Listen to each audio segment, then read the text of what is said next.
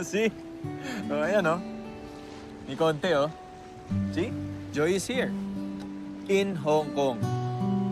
Sa Canada, tapos sa Amerika. Wala namang pinagkaiba yung Hong Kong sa mga lugar na sinabi mo. Doon, para sa mga katulad namin, meron kaming choice. Doon, I can be more so I can give more para sa pamilya ko. Naiintindihan mo yun? Of wanting more? Like how I want more time with you?